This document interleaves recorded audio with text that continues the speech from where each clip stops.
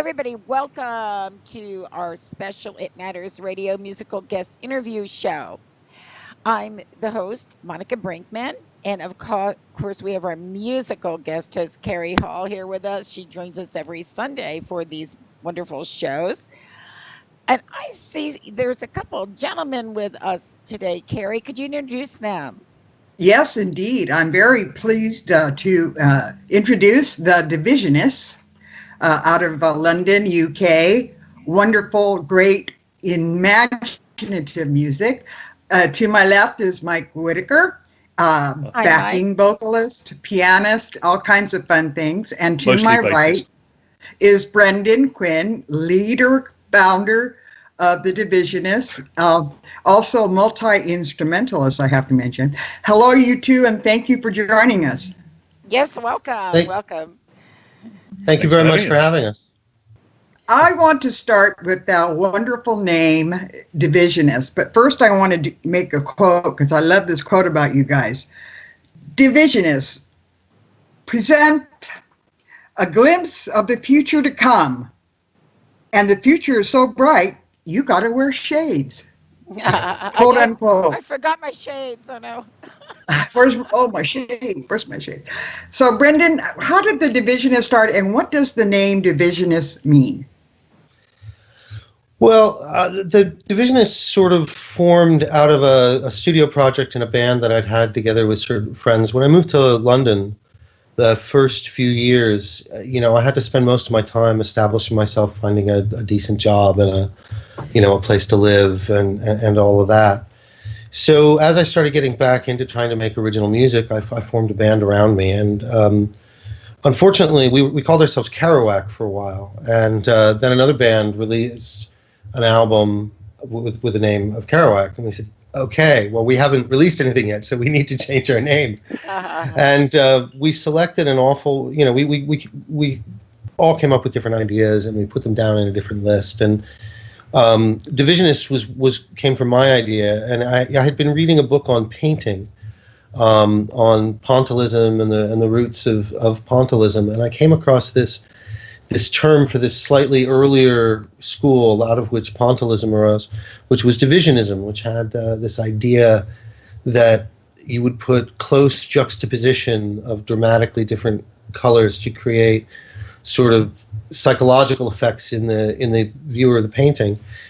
And I thought this lined up quite nicely with a segment in William S. Burroughs' Naked Lunch, where he talks about, there's a lot in that book, but there's one section where he talks about different factions, and one of the factions are the Divisionists, who literally divide, and they're constantly sort of dividing and recombining, and that. We talked about it, and the guys at the time, that was the same four guys that are on this record, I should note. We all agreed that that was a cool name and kind of a cool thing to evoke, and that's sort of where it came from. Well, it's a great, interesting name. The description for that is this was on your bio. Political faction from poet. Like he said, William S. Burroughs' Naked Lunch. Those who literally divide yet live in fear of replica revolution. What's a replica revolution? That was what it was on your bio. Well, I mean, it's kind of an interesting metaphor, isn't it?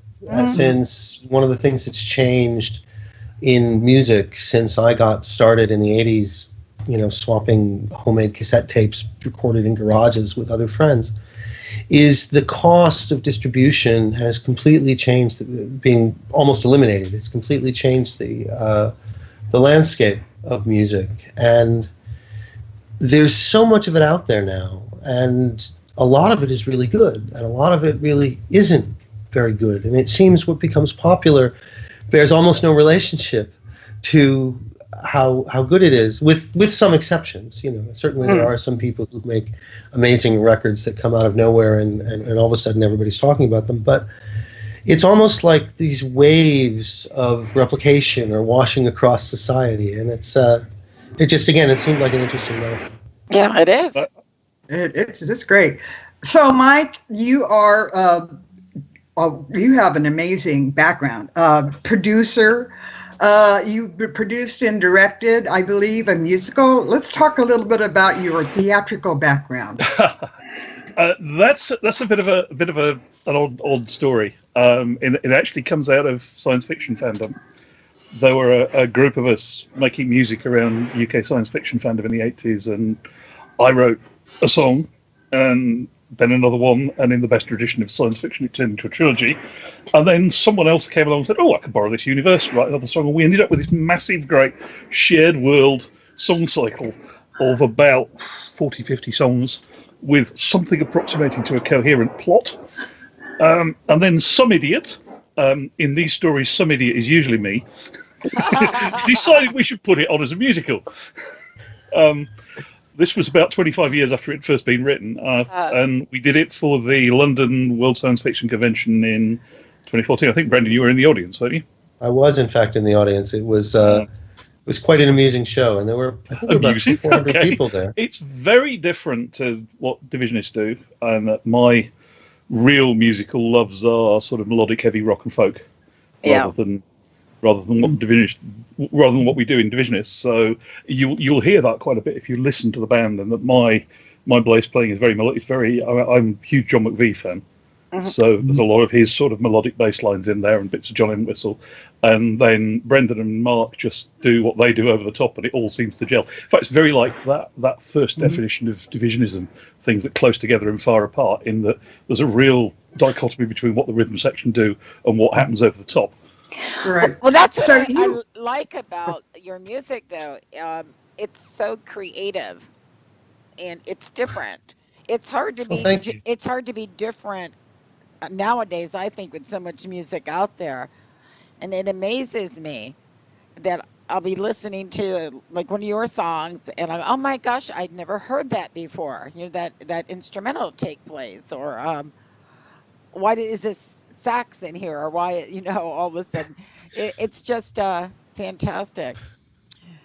Well, the saxophone is a funny story, because when we recorded it, I heard that drum part that Rob's doing as being a very early rockabilly kind of beat. And what Mark and I are doing, and what Mike's doing over the top of it, it's pretty straightforward. And we're messing with the rhythm, pushing it and pulling in different places. But nonetheless, underlying the core, there's this early rock and roll kind of beat. And what defines early rock and roll more than a saxophone? So Nothing. The studio, and I say it needs a saxophone. And all the other three guys, and they all look at me like I've got two heads. Like, why do you need a saxophone? And I kept saying saxophone. So the usual response at this point is, right, Brandan, go on. I picked up on the sax right away. It was like, wow, look what they had in there. All of a sudden, you know, it makes it different. It makes you stand out. Well, thanks. I mean, I think the take we ended up with, when I finally tracked down a saxophone player and convinced him to record with me, I think it makes, in my mind, it really does make the track, and I think most people who hear it say the same. And I think the creative tension of being in this band, because we all have different ideas and different influences, and we're not trying to make, I'm not trying to make Mike love all the music that I love, and Mark's not trying to make me love all the music that he loves. And Mike and Rob and I, we all share bands. I mean, there's influences that I share with Mike that aren't shared with Rob and Mark, and there's influences I share with Mark that aren't shared with, so there's bands that all four of us are into, bands that three of us are into, bands that only two or one of us are into. And I think when we begin the process of writing a song, one or another of us comes up with a core riff, and then we sort of workshop it with the band, and we sort of teach it. And sometimes the person who teaches it isn't the one who came with the core riff, because they taught it to somebody else before, and they took it away and they modified it. But when things come into the band, it sort of is, everybody is just trying to find something that works, something that makes this piece work. And it was pretty funny. Mike the other day said something about he wasn't sure how involved he'd been with the songwriting process of some of the songs on the album. And I pointed out that he'd actually been in every single songwriting session for We Must Be Careful. You know. Nobody bothered to tell me. I wasn't aware. Given that I've been away from the band and come back, the first rehearsal I sat in, and nobody bothered to mention to me that this was the first time they'd ever played We Must Be Careful. Thank God. Mike, So yeah, I'm so glad you came back though. It just it made it perfect, the perfect combination. Me it's too. it's it's music I love playing. I have to say, um, I I'm sort of on this one man quest not to play boring root notes all the time. So Yeah. which Right. which will be also easy to do, all too easy to do with this kind of music. But I don't think it would work. Right. No, no, Right. not it would not be the sound that we just heard, guys, before the show, the interview started, and that we're going to hear again. So why don't we take a break right now and listen to some more music, and then we'll be Yes. back to Okay. chat with Mike and Brandon. Here you go.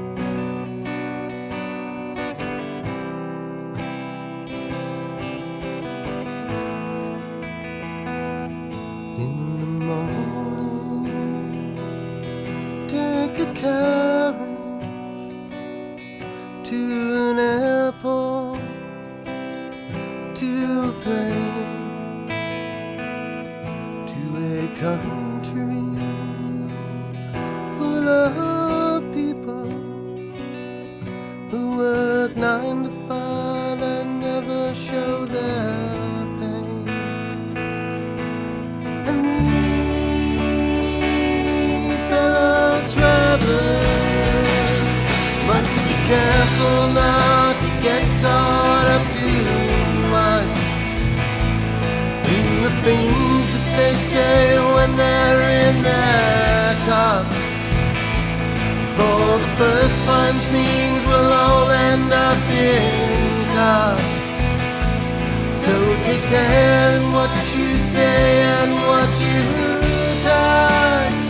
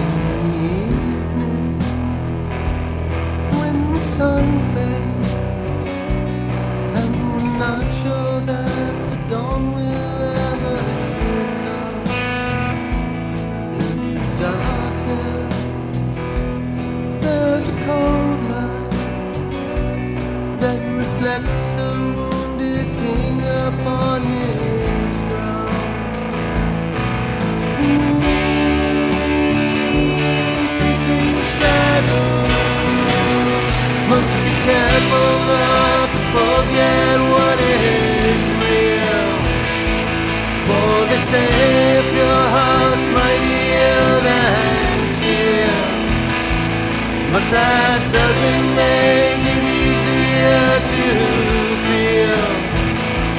So remember what to show and to conceal.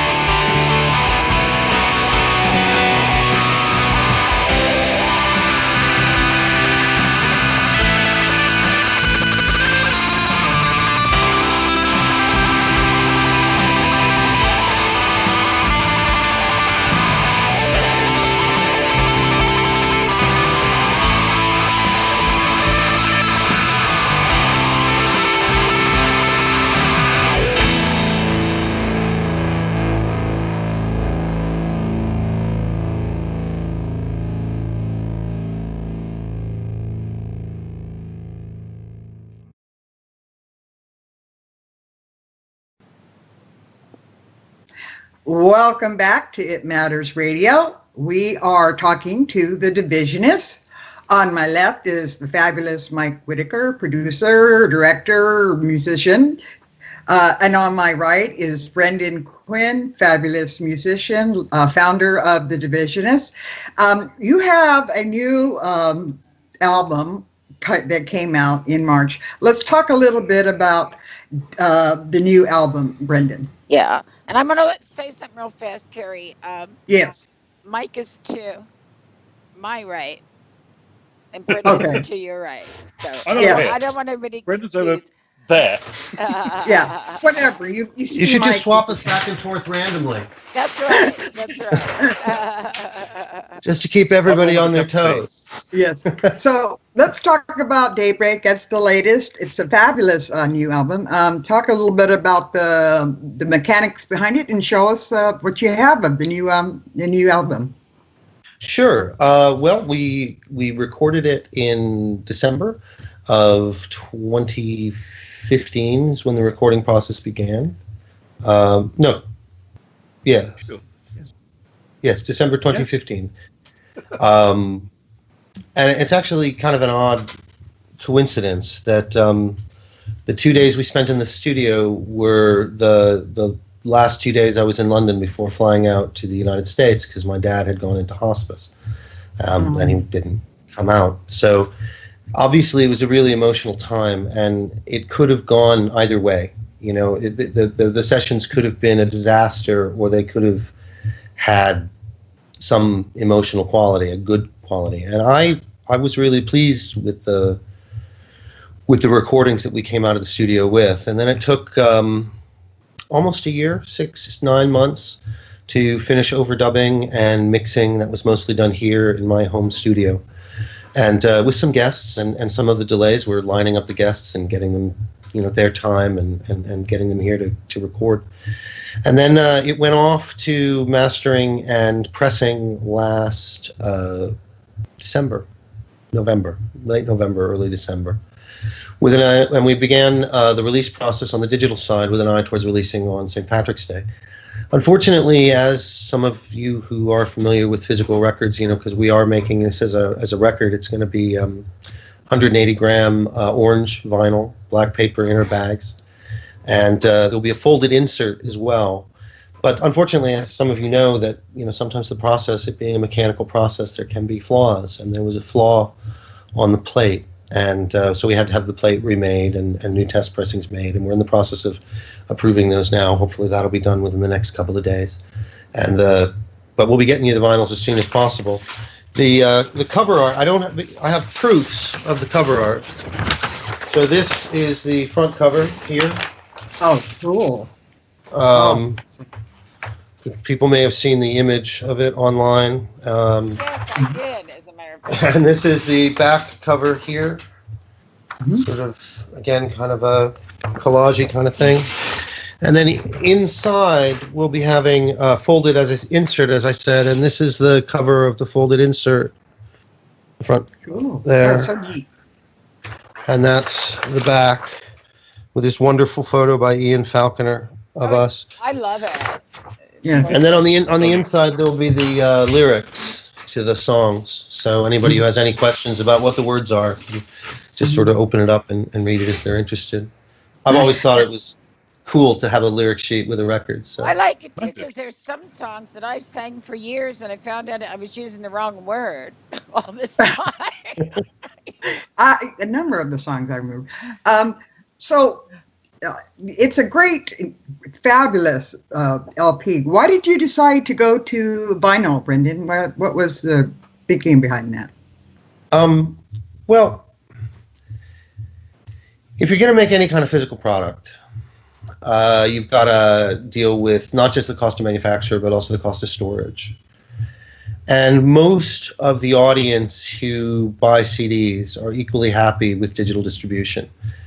And certainly for myself, I have a lot of CDs and a lot of vinyl records. And the CDs, the cases break, the discs get lost. It's Right. The music is what's important about the CD, and that usually gets transferred onto a computer or a laptop or something somewhere. Whereas with vinyl records, the whole thing is important. And there's very few CDs I have that I would never part with. You know, things that had handmade packaging by the artists and things like that. There are a lot more records that I have that I would never part with because they take on an emotional weight. And I Plus, think there's a sound to vinyl also that you really, I guess you can duplicate it if you get really expensive equipment, but it's very difficult to do. You don't get the same sound as vinyl.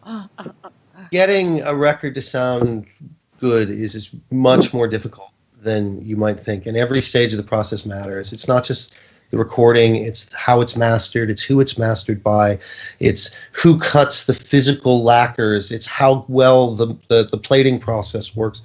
There's a lot of things that have to go right. But I do think records sound great, and especially well-made records sound great. And some of that may be the inherent technical limitations of the format. They've got a little bit of a roll-off in the highs. They've got a little bit of because of the RIAA curve that has to be put on preamps. The bass is actually cut, rolled off, and then added back at playback time so the needle doesn't bounce out of the grooves. Things like that.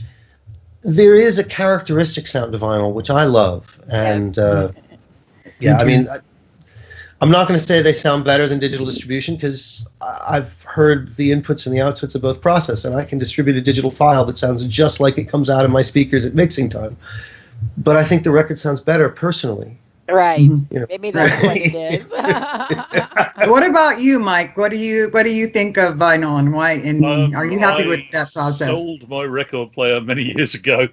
I still have a few bits of vinyl. I have a very prized copy of the Allman Brothers at Fillmore East, which at some point I will find something to play on. But I think the other thing about vinyl is it's a talking point. Yeah. You know, it seems to be becoming more popular again, but certainly you say, and it's out on vinyl, people go, what? Right. Well, I heard that people are buying a lot more vinyl than, they are CDs now. So they're downloading the music, but they're buying vinyl. So also there is true, no substitute. There's no substitute for a 12-inch square piece of cover art. yeah, That's right. Right. It makes So, Roger Mike, Dean a very I'm good going to living. ask you this question, and I'm also going to ask Brandan this question. You gentlemen have been around for a long time. What have you seen is the positive things of indie music and the negative things of indie music these days? They're both exactly the same thing. If you look what's behind me, yeah. Anybody can record an album in their front room, back room, and that produces some absolute gems and some absolute clunkers. Right. All right. Right. And Brandan, what about you? What have you seen as the positive and negative things of indie music? I'm not entirely sure how to answer that. The only kind of music I've been involved with my whole life really is independent music. You know, I was lucky enough back in the 90s to have some people pay attention to Abu Nai, and we're lucky enough now to having some people pay attention to me now. And you know, I'm really glad that people like my music, but the only kind of musicians that I know are people who make music whatever it takes. And it's great that it's cheaper, and it's great that it's easier. And I don't know if I would describe a lot of what is flooding the market necessarily as independent music, because even now I think an awful lot of it is designed with an eye explicitly towards the commercial aspects, or designed with an eye towards getting signed, or, you know, it's not the, I joke, I don't know that I've ever been involved with the music industry in my life. I've played in bands, I've made records, I've done shows, but they've all been very DIY, and it's all been people doing it mostly for the love of it. And I can't see how there's anything wrong with that. Even if I don't like the output, I don't see how there's anything wrong with that. There's nothing. What Topic Records, is that independent label that you created? What Topic, is that correct? Mount Watatic is the correct pronunciation. Sorry. It's a mountain in central Massachusetts is the name of it, and it's when I was in my late teens and early 20s, it's where we used to go out in the middle of the night and climb to the top and have bonfires. Oh. So That's where the name comes from. That's a And good name. there's a lot of indie labels out there. Some are good, some are bad.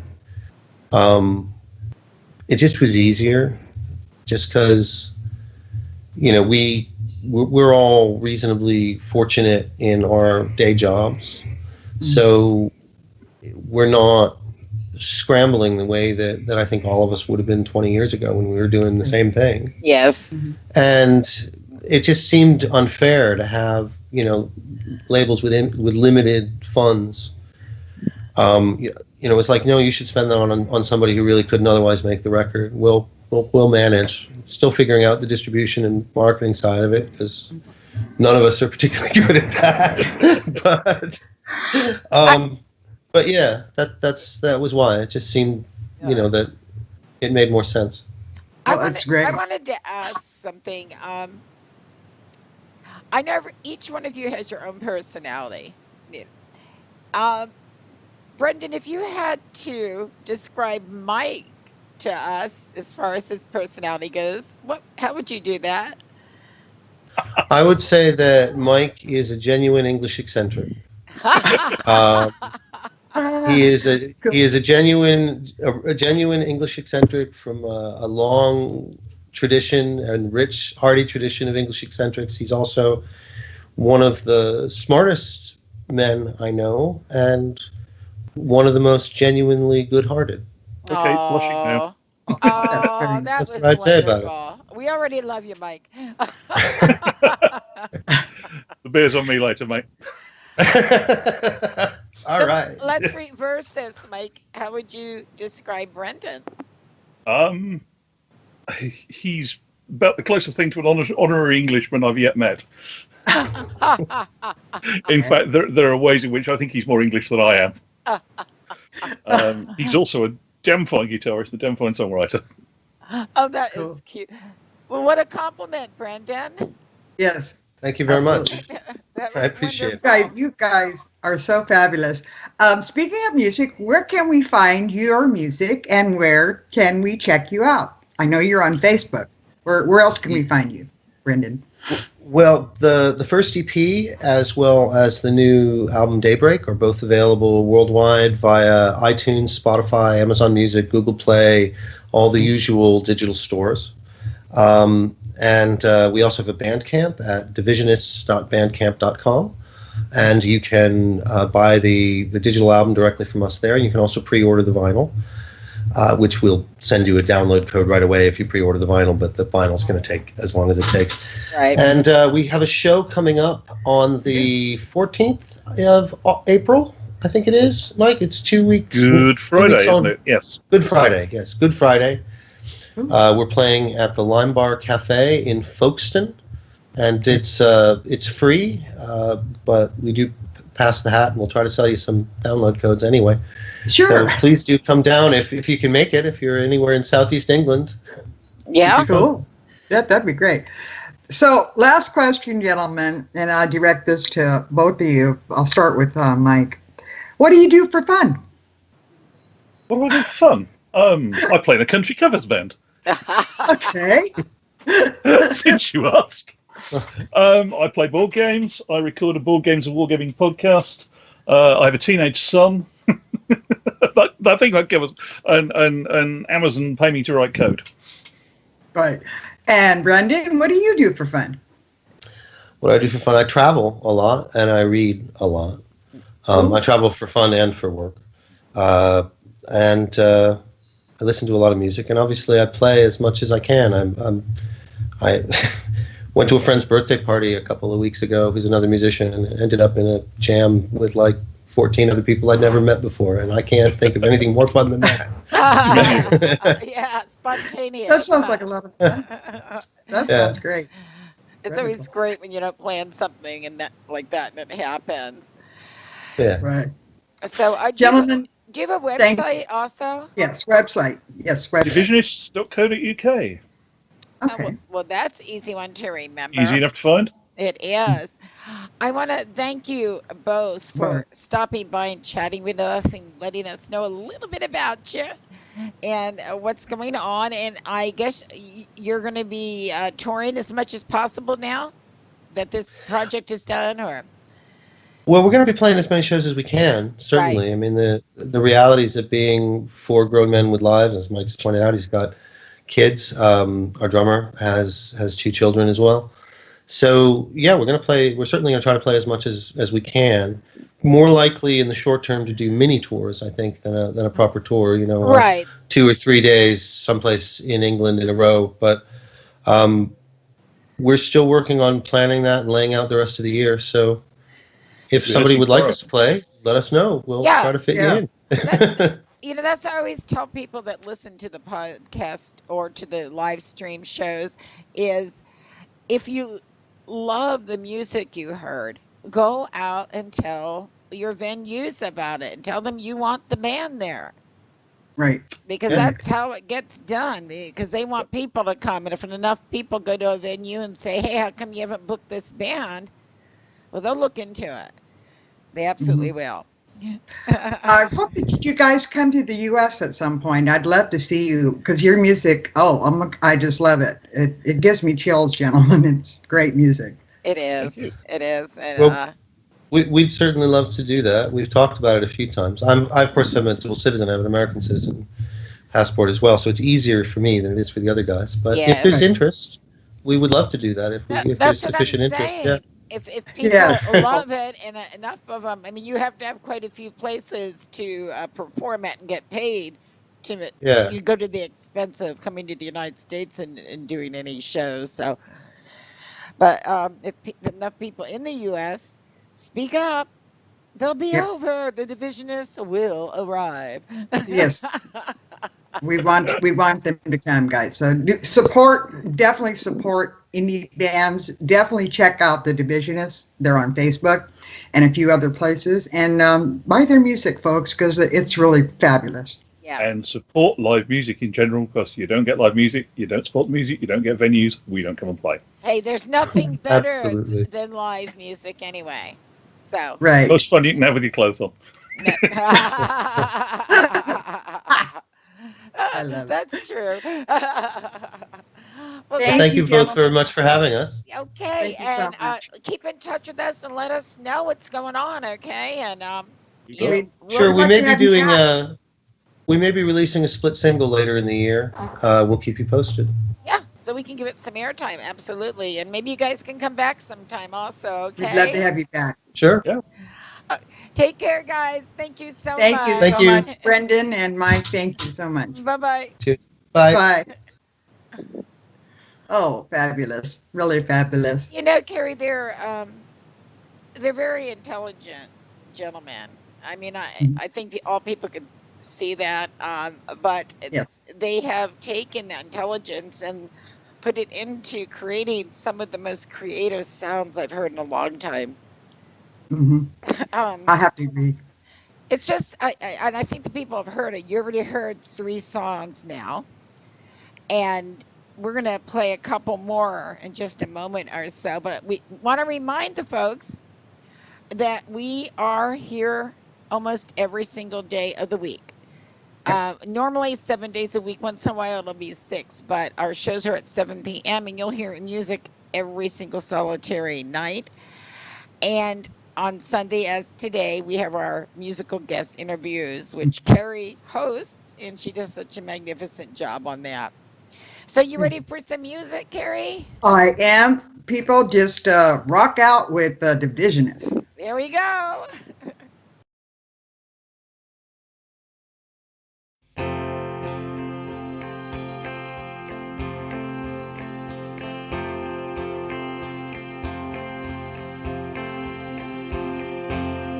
Sometimes I feel so happy. Sometimes I feel so sad. Sometimes I feel so happy, but mostly you just make me mad. Baby, you just make me mad. Linger on, you pale blue eye. linger on, your pale blue eyes.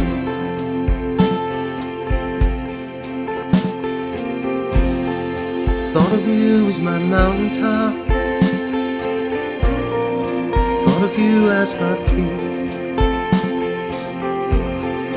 thought of you as everything I've had but couldn't keep. I've had but couldn't keep. Linger on, your pale blue eyes. Linger on,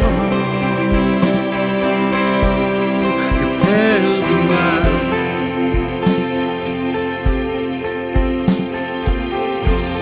If I could make the world as pure and as strange as what I see, I'd put you in a mirror, I'd put it in front of me, I'd put it in front of me. Linger on, your pale blue eyes. Linger on, your pale blue eyes.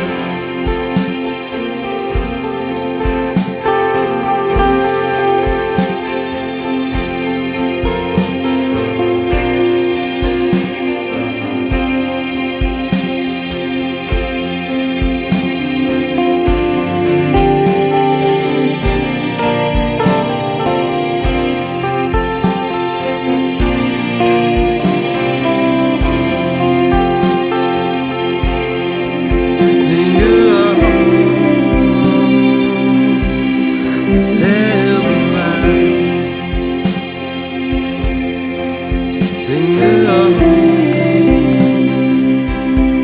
your pale blue eyes.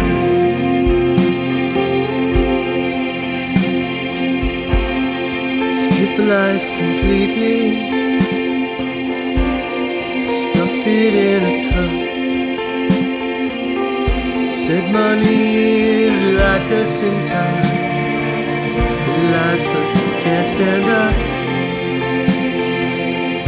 Down for you is up. Linger on, your pale blue eyes. Linger on, your pale blue eyes.